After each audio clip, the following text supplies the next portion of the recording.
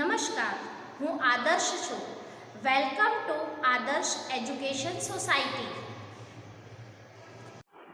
कक्षा 10 विषय हिंदी पाठ 7 जन्मभूमि कविता। कवि सुमित्रा नंदन पंत। जन्म 20 मई सन 1900 ईस्वी और निधन 28 दिसंबर सन 1977 ईस्वी। प्रकृति के सुकुमार कवि सुमित्रा नंदन पंत का जन्म उत्तराखंड के अल्मोड़ा जिले के कौसानी गांव में हुआ था। उनकी प्रारंभिक शिक्षा कौसानी और अल्मोड़ा में हुई। मैट्रिक उत्तीर्ण करके आगे की पढ़ाई के लिए पहले वाराणसी फिर प्रयाग गए। एक सन 21 में गांधी जी के असहयोग आंदोलन के कारण पढ़ाई छोड़ दी। सन 1943 और 44 ईस्वी में उदय शंकर के नृत्य केंद्र से संबंध और कल्पना चित्र के निर्माण में सहयोग।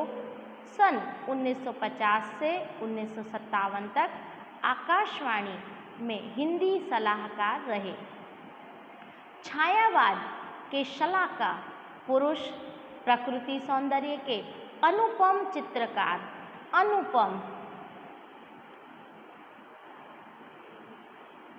बहुत ही ज़्यादा उत्तम, जिसकी उपमा की ना जा सके, चित्रकार, काव्य भाषा में समर्थ, समर्थ यानी सक्षम, शिल्पी, शिल्पी यानी मूर्तिकार, प्रौढ़, विचारक।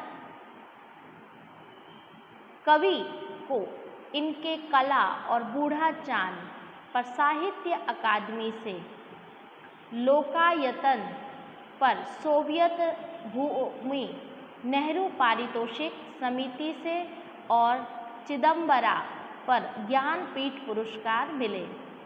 इनकी कविता छायावाद, मार्क्सवाद, अरविंद दर्शन, वैदिक चिंतन के सोपानों से बढ़ती हुई विश्व चेतना तक पहुंची है। विश्व यानी संसार। उन्हें पद्म भूषण भी मिला है। वीणा, ग्रंथि, पल्लव, गुंजन, युगान, युगवाणी, मधुज्वाला, ग्राम्या, युगपंथ, कला और बूढ़ा चांद आदि काव्य लिखे हैं। इनके अलावा नाटक, नीति नाट्य, कहानी और उपन्यास भी लिखे हैं। जन्मभूमि काव्य में जन्मभूमि का महत्व बताते हुए पंत जी ने प्रकृति का गौरव गान किया है। भारत का वैभवशाली इतिहास, प्रकृति, महापुरुषों का वर्णन किया है। हमारे नारी रत्न, नारी रत्न मतलब नारी रूपी रत्न, नारी रूपी रत्न की बात बताते हुए पंत जी ने वसुधैव कुटुंबकम की भावना साकार की है। प्रस्तुत कविता में सुमित्रा नंदन पंत जी ने भारत की जन्मभूमि का बहुत ही ज़्यादा महत्व बताया है। उन्होंने जन्मभूमि का महत्व बताते हुए कहा है कि भारत की जन्मभूमि श्रेष्ठ है। हमारे देश का गौरव, हमारे देश की शान कौन है? तो हिमालय राज पर्वत है, वो हमारे देश की शान है।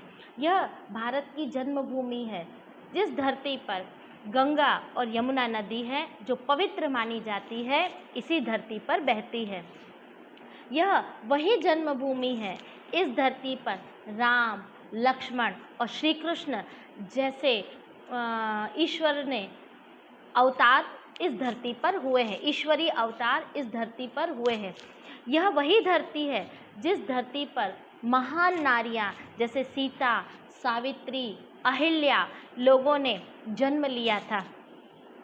इस देश में ध्यान अर्थात योग का, ज्ञान और मंत्र का और पूरे विश्व को, पूरी धरती को एक परिवार की तरह दर्शाना, परिवार की तरह मानना इसी जन्मभूमि के महत्व को, भारत की इस जन्मभूमि के महत्व को प्रतिपादित किया गया है और बताया है कि जो जन्मभूमि है वह हमें स्वर्ग से भी अधिक श्रेष्ठ लगती है, महान लगती है। यही इस कविता का भावार्थ है। आइए बाल मित्रों, पहले हम इस कविता का पठन करेंगे। जननी जन्मभूमि प्रिय अपनी जो, स्वर्गादपि चिर गरीयसी, जिसका गौरव भाल हिमालय, स्वर्ण धरा हसती चिर श्यामल, ज्योति ग्रथित गंगा यमुना जल, वह जन जन के हृदय में बसी, जिसे राम लक्ष्मण और सीता बना गए पद धूलि पुनीता, जहाँ कृष्ण ने गाई गीता, बजा अमर प्राणों में बंसी, सावित्री राधा सी नारी, उतरी आभा देहि प्यारी, शिला बनी तापस सुकुमारी, जड़ता बनी चेतना सरसी, शांति निकेतन जहाँ तपोवन, ध्यानावस्थित हो ऋषि मुनिगण, चिद नभ में करते थे विचरण, जहाँ सत्य की किरणें बरसी, आज युद्ध जर जग जीवन, पुनः करेगा मंत्रोच्चारण, वह वसुधैव बना कुटुंबकम, उसके मुख पर ज्योति नवल सी, जननी जन्मभूमि प्रिय अपनी जो, स्वर्गादपि चिर गरीयसी। जननी जन्मभूमि प्रिय अपनी जो, स्वर्गादपि चिर गरीयसी, जननी जन्मभूमि प्रिय अपनी जो, स्वर्गादपि चिर गरीयसी, जननी जन्मभूमि प्रिय अपनी जो, स्वर्गादपि चिर गरीयसी, जिसका गौरव भाल हिमाचल, स्वर्ण धरा हसती शिर श्यामल, ज्योति ग्रथित गंगा यमुना जल, वह जन जन के हृदय में बसी, वह जन जन के हृदय में बसी, जिसे राम लक्ष्मण और सीता बना गए पद धूल पुनीता, जहाँ कृष्ण ने गाई गीता, बजा अमर प्राणों में बंसी, बजा अमर प्राणों में बंसी, सावित्री राधा सी नारी, उतरी आभा देहि प्यारी, शिला बनी तापस सुकुमारी, जड़ता बनी चेतना सरसी, जड़ता बनी चेतना सरसी, शांति निकेतन जहाँ तपोवन, ध्यानावस्थित हो ऋषि मुनिगण, चिद नभ में करते थे विचरण, जहाँ सत्य की किरणें बरसी, जहाँ सत्य की किरणें बरसी, आज युद्ध जर जर जग जीवन, पुनः करेगा मंत्रोच्चारण, वह वसुधैव बना कुटुंबकम, उसके मुख पर ज्योति नवल सी, उसके मुख पर ज्योति नवल सी, जननी जन्मभूमि प्रिय अपनी जो, स्वर्गादपि चिर गरीयसी, जननी जन्मभूमि प्रिय अपनी जो, स्वर्गादपि चिर गरीयसी, जो स्वर्गादपि चिर गरीयसी। अब हम इसका शब्दार्थ सहित भावार्थ देखेंगे, यहाँ से लेकर हृदय में बसी तक।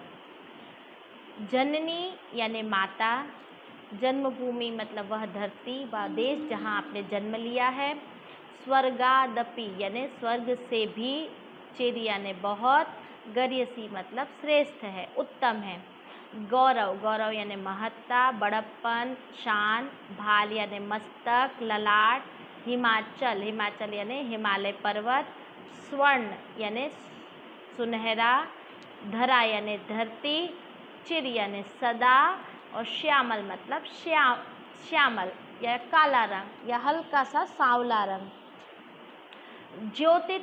ज्योति ग्रथित यानी ज्योति से गुथा हुआ, गंगा यमुना यह नदियों के नाम हैं। ये जल यानी नीर, पानी, वारी, वह जन जन यानी प्रत्येक मनुष्य, हृदय यानी मन में बसी होना यानी बसना।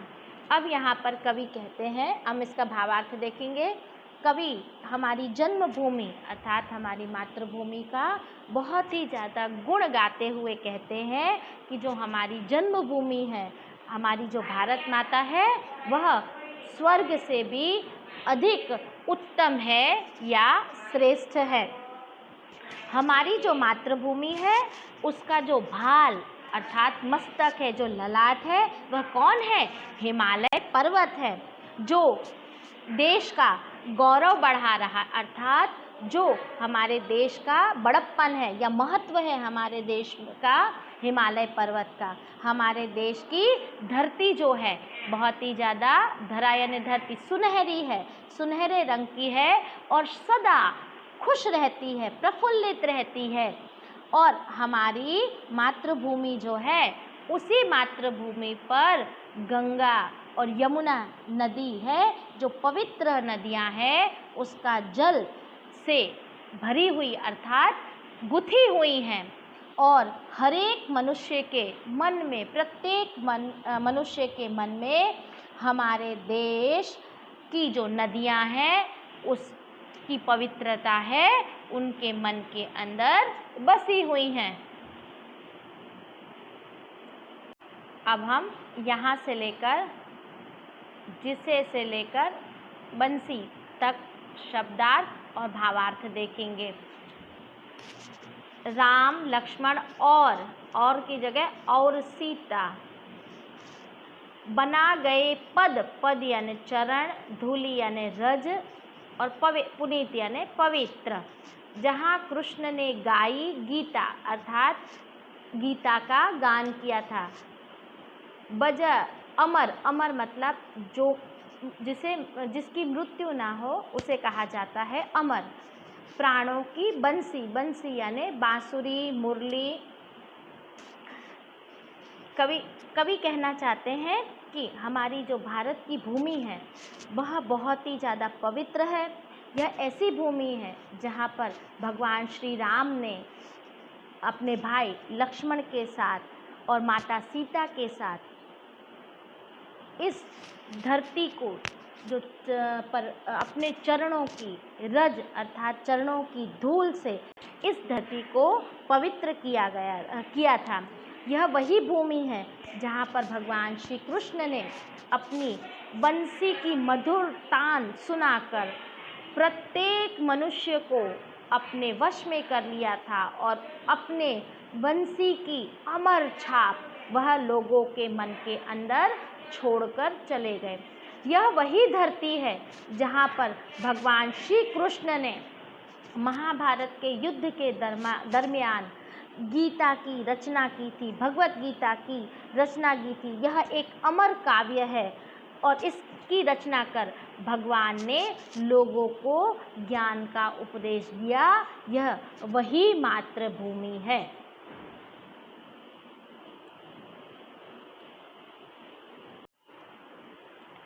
अब हम सावित्री से लेकर सरसी तक शब्दार्थ और भावार्थ देखेंगे।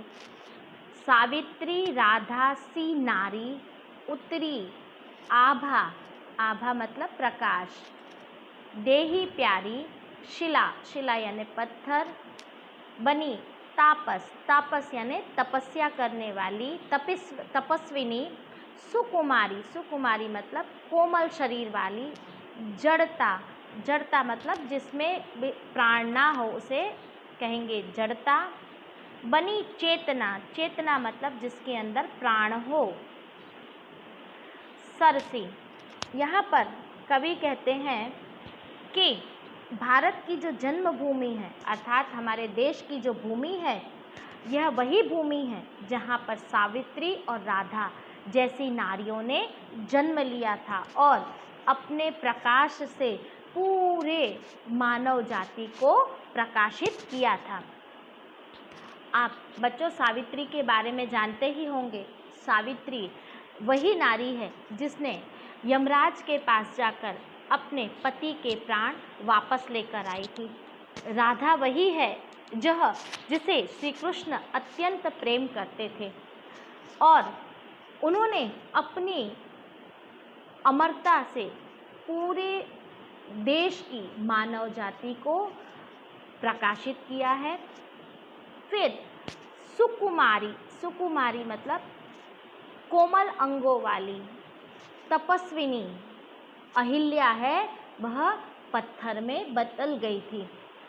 किसके? अपने पति गौतम के श्राप के कारण वह जीती जागती प्राण युक्त चेतना युक्त नारी है जो पल भर में पत्थर के समान बन गई थी अर्थात निष्प्राण हो गई थी। यह वही भारत की भूमि है, यह वही मातृभूमि है।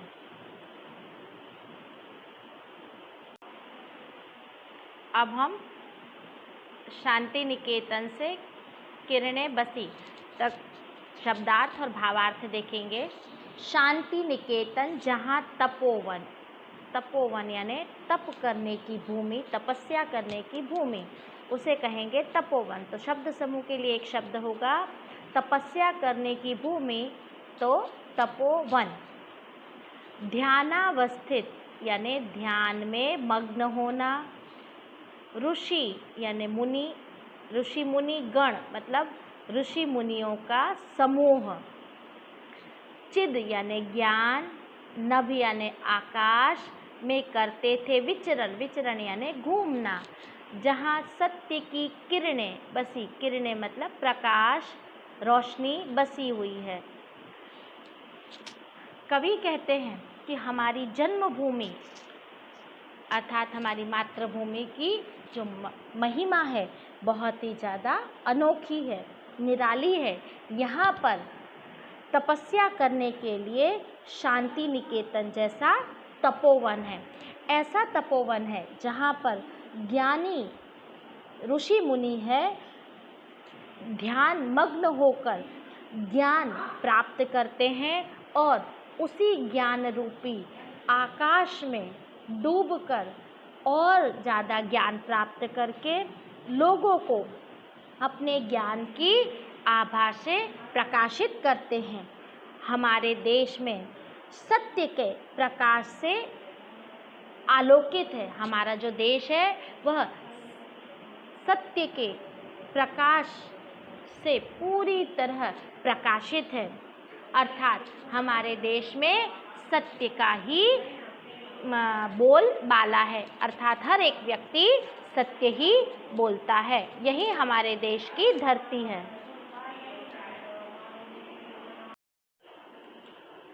अब हम आज से लेकर गरियसी तक फिर से पढ़ेंगे। इसके शब्दार्थ और भावार्थ देखेंगे।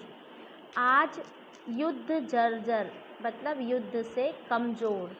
जग यानी संसार और जीवन मतलब जिंदगी। पुनः मतलब फिर से। मंत्रोच्चारण यानी मंत्र का उच्चारण करना। वह वसुदेव मतलब पृथ्वी की तरह बना। कुटुंबकम यानी पूरा परिवार। उसके मुख यानी चेहरे पर। ज्योति यानी प्रकाश। नवल यानी नई सी। जननी यानी माँ। जन्मभूमि यानी मातृभूमि या देश की वह भूमि जहाँ पर आपने जन्म लिया है। स्वर्गादपि यानी स्वर्ग से भी। चिर यानी बहुत और गरियसी मतलब श्रेष्ठ है।